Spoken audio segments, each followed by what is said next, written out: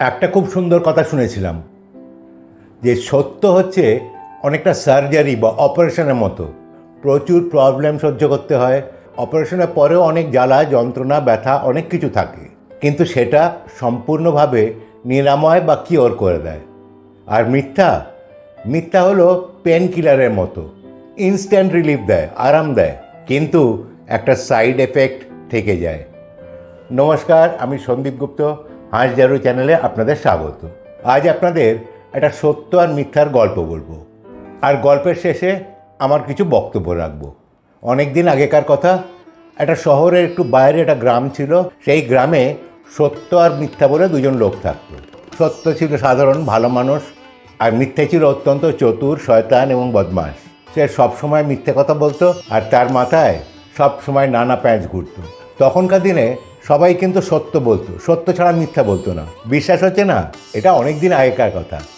আর যদি একান্তই বিশ্বাস না হয়, গল্পর খাতিরে বিশ্বাস করে নিন। ওই দুই বন্ধুর মধ্যে সত্যকে সবাই ভালোবাসতো, শ্রদ্ধা করতো, আর মিথ্যেকে কেউ সহ্য করতে পারতো না। সেই যখনই মিথ্যে কথা বলা শুরু করতো, কেউ তার উপর চেঁচামেচি করতো, কেউ বা তেড়ে যেত মারতে। মিথ্যে প্রচণ্ড রাগ। সে সবসময় ভাবে কি করে এদের ওপর রাজত্ব করা যায়, কি করে সত্যকে হারিয়ে সে তার জায়গা নিতে পারে। একদিন দুজনের রাস্তায় দেখা হলো। সত্যকে দেখেই মিথ্যের মাথায় একটা প্ল্যান চলে এলো। মিথ্যে সত্যকে বলল, জানো ভাই, আমি ঠিক করেছি আর মিথ্যে বলবো না, এবার থেকে সত্যই বলবো। সত্য তো খুব খুশি, বলে খুব ভালো কথা, খুব ভালো কথা, তুমি আজ থেকে সত্যি কথা বলো। তখন মিথ্যে বলল, হ্যাঁ আমি ঠিক করেছি, আজ থেকে সত্যি কথা বলবো।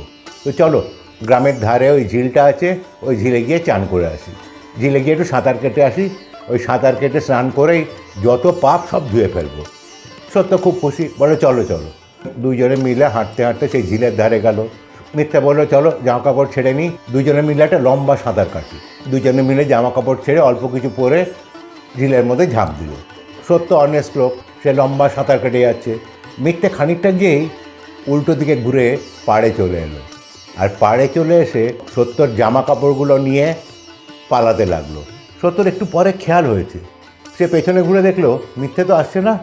তখন সে ভালো করে তাকিয়ে দেখলো মিথ্যে তার জামা কাপড়টা পরে তাকে হাত নেড়ে দৌড়চ্ছে। এই মিথ্যে আর সত্যকে অনেকটা একই রকম দেখতে ছিল, তাই গ্রামের লোকেরা মিথ্যেকে সত্যর জামা কাপড় পরে থাকতে দেখে তাকে বিশ্বাস করলো এবং তাকেই সত্য বলে ভালোবাসতে লাগলো আর শ্রদ্ধা করতে লাগলো। সত্য তীরে উঠে দেখে জামা কাপড় কিছুই নেই, অল্প যেটুকু পরেছিল সেটুকু পরেই সে লজ্জায় ধীরে ধীরে গ্রামের ভেতর প্রবেশ করলো। তাকে দেখেই লোকে বিরক্ত হয়ে গেল, ভাবলো এই বেটা মিথ্যে আবার এসছে বদমাইশি করতে। অনেকে তার উপর পাথর ছুটতে লাগলো। সে বলছে, আমি সত্য, আমি তো সত্য, তোমরা তো আমাকে ভালোবাসো, তোমরা এমন করছো কেন?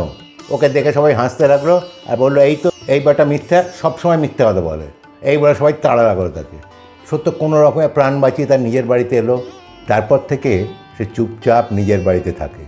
আর মিথ্যা প্রথমে গ্রামে ঘুরে বেড়াতে লাগলো, আর যত পারলো মিথ্যা কথা বলে গেল, আর সবাই তাকে সত্য ভেবে সেটাই বিশ্বাস করতে লাগলো। আর তার হলো জয় জয়কার। সবাই তাকে ভালোবাসে আর সবাই তাকে মাথায় করে রাখে।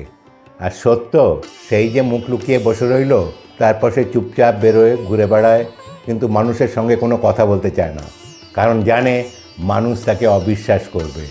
এই হলো সত্য আর মিথ্যার গল্প।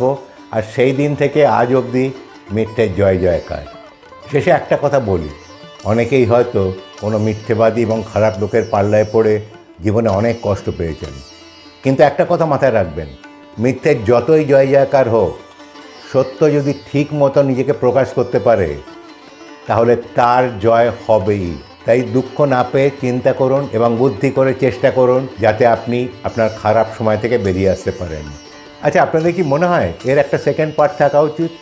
যদি মনে হয় কমেন্ট করে জানাতে পারেন। আজ এই পর্যন্তই। ভিডিওটা দেখার জন্য ধন্যবাদ। ভালো লাগলে প্লিজ সাবস্ক্রাইব, লাইক, অন্যদের সঙ্গে শেয়ার করবেন। ধন্যবাদ।